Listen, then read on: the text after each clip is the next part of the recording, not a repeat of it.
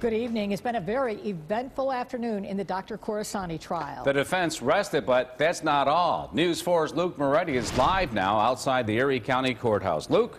Well, the first thing we can tell you is the jurors don't need to be back in the courtroom until next Tuesday. That's when closing arguments in this case will happen. And earlier this afternoon, a heated exchange on the witness stand between a prosecutor and a defense expert.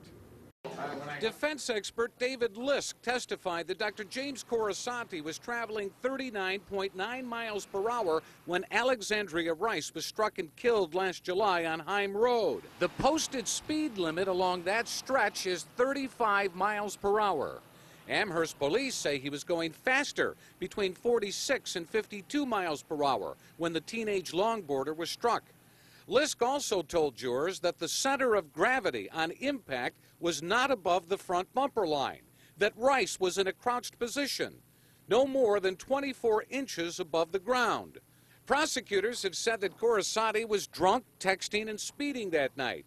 But Lisk says his conclusion is that Rice was heading diagonally with the vehicle in a northwest direction, not in line with Corasanti's vehicle. Defense attorney Tom Burton asked, any evidence on bottom consistent with skateboard being hit from behind?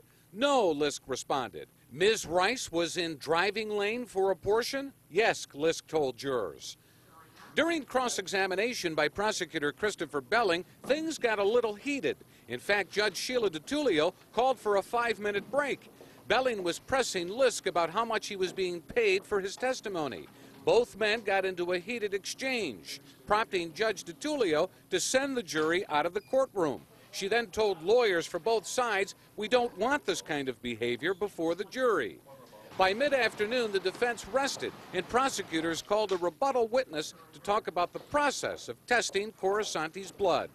A toxicology expert for the defense testified Monday that he doesn't have any confidence in the blood testing that shows Corasanti's blood alcohol content slightly above the legal limit, 5 hours after the crash.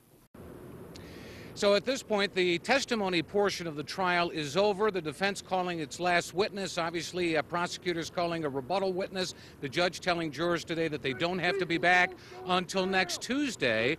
And at that point, there will be closing arguments. But tomorrow, the lawyers are going to have to show up here in Erie County Court. They're going to argue motions.